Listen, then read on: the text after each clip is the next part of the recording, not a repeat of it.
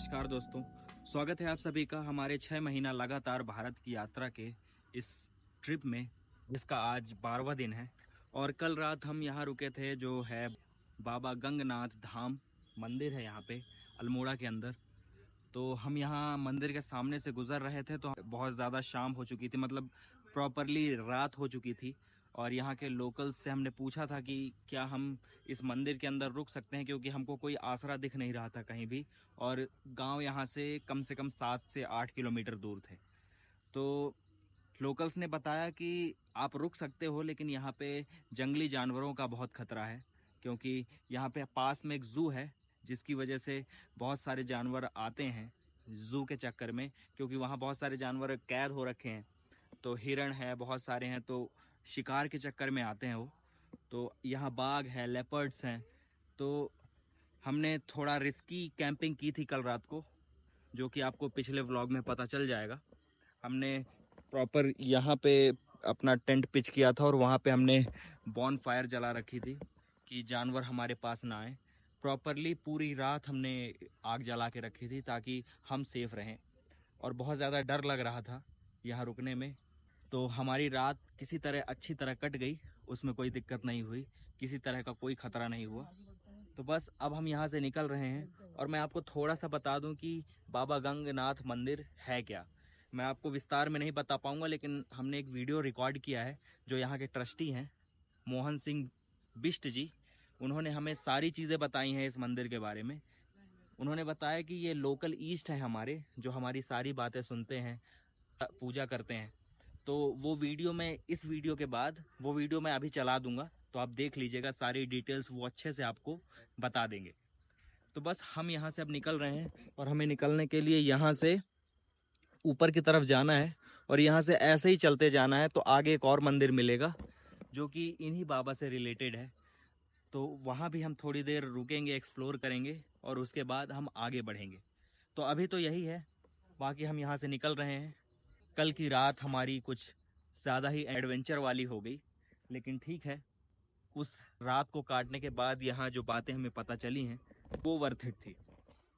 उसके लिए ये रात काटना वर्थ इट था। तो बहुत सारी चीज़ें पता चली। धीरे धीरे जैसे जैसे हम ट्रैवल कर रहे हैं, बहुत सारी चीज़ें पता चल रही हैं, बहुत सारी चीज़ें रियलाइज़ हो रही हैं, जो कि मैं शब्दों में बयां नहीं कर सकता। वो मैं अंदर से महसूस कर सकता हूँ कि क्या चीज़ें चेंज हो रही हैं और क्या हो रहा है। लेकिन ट्रैवल करना चाहिए।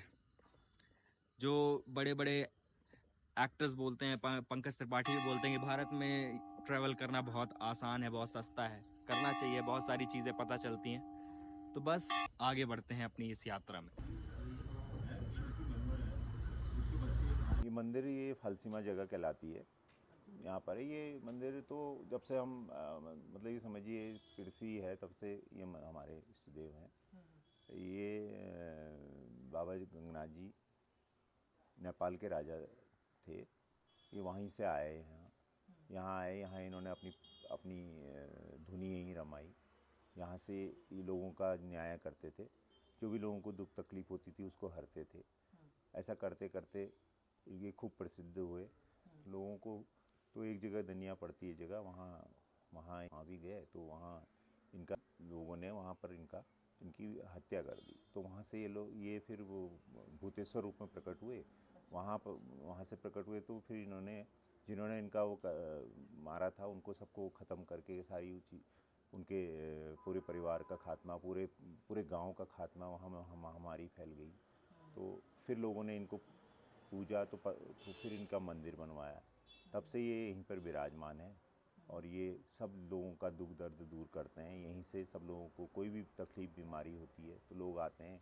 जो लोगों की मनोकामनाएं होती हैं उनको ये सुनते हैं, उनको पूरा करते हैं। तो लोग फिर उस घंटियाँ, झंडे, जो इनके वस्त्र, जो चीज़ें होती हैं, यहाँ पर माता भी विराजमान है, बालक भी इनका विराजमान है, वो सब यहाँ पर विराजमान है, और ये लोगों का दुख दर्द दूर करते हैं।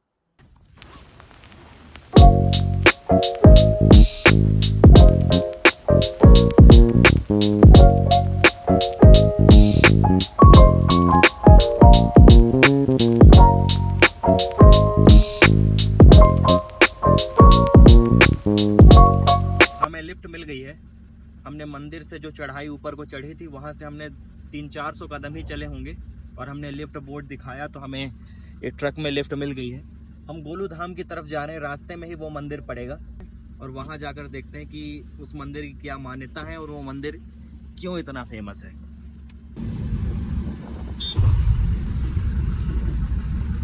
कुमाऊं कल्चर की बारात, क्या छोलिया नृत्य, तो ये कुमाऊं लोगों का बारात जा रहा है, इस तरह से बारात जाती है कुमाऊं कल्चर में। ये देखो अभी हम लोग गाड़ी में बैठे, ये छाते के नीचे दूल्हे दूल्हे महाराज हैं कुछ इस तरह। तो हमने गोलू देवता के दर्शन कर लिए और गोलू देवता जो मंदिर है वो इसलिए प्रसिद्ध है क्योंकि आपकी जो मनोकामना होती है वो एक पर्चे में लिखकर आप वहाँ पे जाके मंदिर के अंदर टांग दो तो वो आपकी मनोकामना पूरी हो जाती है। और बहुत से लोग घंटी भी मंदिर में लटकाते हैं जिनकी जैसी मनोकामना होती है। मैंने भी एक घंटी खरीदी है जो कि ये लटकी हुई है और मेरे पे ज़्यादा बजट नहीं था इसीलिए सस्ती वाली खरीदी है, लेकिन खैर भगवान के लिए पैसा मैटर नहीं करता। तो मैंने ये घंटी खरीदी है और अपने चेस्ट पे लटका ली है ताकि भगवान साथ में रहें। और मैंने जो मनोकामना मांगी थी वो एक पर्चे में लिख के वहाँ पे भगवान के चरणों में अर्पण कर दिया है। और लोग तो स्टैम्प पेपर में भी लिख के वहाँ अपनी मनोकामना रख के आते हैं उनके चरणों में, गोलू देवता भगवान के। मैंने अंदर जानबूझ के शूट नहीं किया, मैंने सोचा कि अगर मैं किसी श्रद्धा भावना से जा रहा हूँ तो कैमरा क्यों ही इस्तेमाल करना, इसीलिए मैंने शूट नहीं किया कुछ। केवल ये आपको फाइनल दिखा रहा हूँ कि मैंने ये घंटी खरीदी है, अपने चेस्ट पे लटका ली है। तो अच्छा फील हो रहा है जब मैं चल रहा हूँ तो इसकी आवाज़ आ रही है टन टन की। तो आपको अब हर वीडियो में ऐसे घंटी की टन टन की आवाज़ आएगी जब भी मैं चलते हुए रिकॉर्ड करूँगा। तो अब हम यहाँ से अगले मंदिर की ओर प्रस्थान कर रहे हैं। जागेश्वर मंदिर है वो, यहाँ से मुश्किल से 30-35 किलोमीटर होगा। तो उस मंदिर तक जाएंगे और वहाँ दर्शन करेंगे। अब हम यहाँ से पैदल चल रहे हैं और जागेश्वर मंदिर से पहले भी शायद कोई मंदिर है, होगा तो मैं आपको बता दूंगा। बाकी फाइनल डेस्टिनेशन हमारी जागेश्वर मंदिर है, वहाँ जाके ये व्लॉग ख़त्म होगा। तो अभी हम पैदल चल रहे हैं नीचे की तरफ और देखते हैं कोई लिफ्ट मिलती है तो लिफ्ट लेंगे, नहीं पैदल तो चल ही रहा है। और ये घंटी मेरे को चलते हुए बहुत प्यारी सुनाई दे रही है।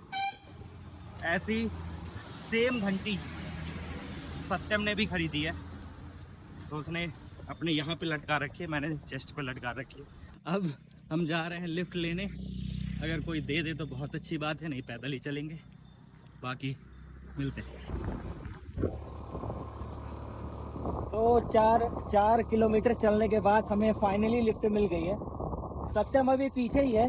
तो ये भैया है, आपका नाम क्या है भैया? ओम प्रकाश भैया ने हमें लिफ्ट दी है, ये बिहार से है। तो मिलके बहुत खुशी हुई इनसे। ये भी जागेश्वर धाम जा रहे थे, जागेश्वर मंदिर, तो रास्ते में मिल गए। इन्होंने पूछा तो हमने बताया कि हम भी वहीं जा रहे हैं। तो बोलते एक लोग चलो, और पीछे से यहाँ से 17 किलोमीटर है तो दूसरी बाइक भी कोई लिफ्ट दे ही देगी। तो हमने बोला चलो ये भी ठीक है। जागेश्वर मंदिर पहुँच रहा हूँ और पीछे से सत्यम किसी बाइक वाले भैया से लिफ्ट लेंगे, वो भी वहीं मिलेगा।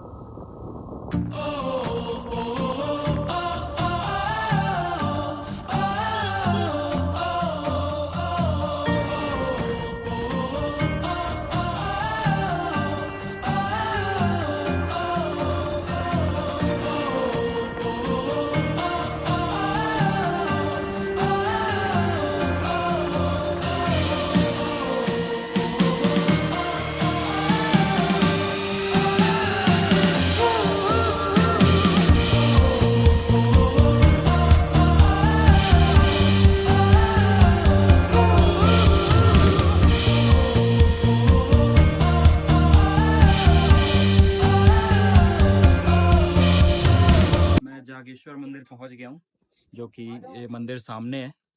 और सत्यम पीछे रह गया था, जिन भैया ने हमें लिफ्ट दी थी वो अपनी स्कूटी लेके वापस गए हैं उसे पिक करने।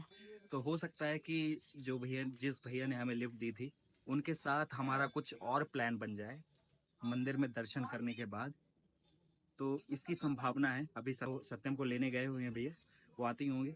एक्चुअली यहाँ पे ना जियो और एयरटेल का नेटवर्क नहीं रहता, तो उसको कॉल करना मुश्किल हो रहा था। तो यहाँ पे जो एक शॉपकीपर है भैया, उनसे बात की हमने, तो उन्होंने अपने फ़ोन से उसे कॉल किया, तो वहाँ पे नेटवर्क में रीचेबल था, तो बात हुई। तो ज़्यादा नहीं, 3 किलोमीटर दूर है। गए हैं भैया लेने और लेके आते हैं, दर्शन करते हैं, फिर उसके बाद देखते हैं कि क्या होता है। और जागेश्वर मंदिर ये रहा, ये उसका डुम्मुक है, नीचे है मंदिर मेन वाला। तो दर्शन करते हैं, फिर उसके बाद देखते हैं कि क्या होता है। यहाँ पे मैं खड़ा होके सत्यम का वेट कर रहा था, तो मुझे ये गली के साइड में ये पुराना सा घर दिखा, क्योंकि मेरे को थोड़ा सा फैसिनेटिंग लगा। मैंने सोचा इसे रिकॉर्ड कर लूँ।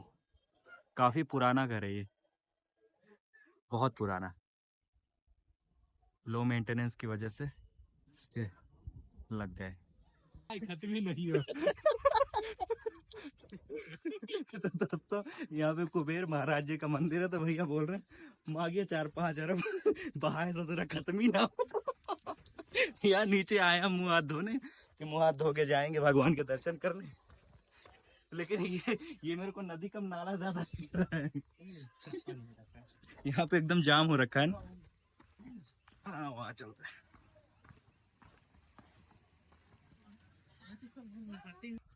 अब हम 2 से 3 हो चुके हैं और यहाँ से दर्शन करने के बाद हम जा रहे हैं। कहाँ जा रहे हैं भैया? मंसूरी जा रहे हैं। मंसूरी नहीं, मंसूरी। मंसूरी बोला। हाँ, तो यहाँ से 180 किलोमीटर है। जागेश्वर धाम के दर्शन करने के बाद हम यहाँ से मंसूरी जा रहे हैं, जो कि यहाँ से है 180 किलोमीटर। ये अच्छा था जो ये अचानक से बदलाव आया। ये अच्छा था।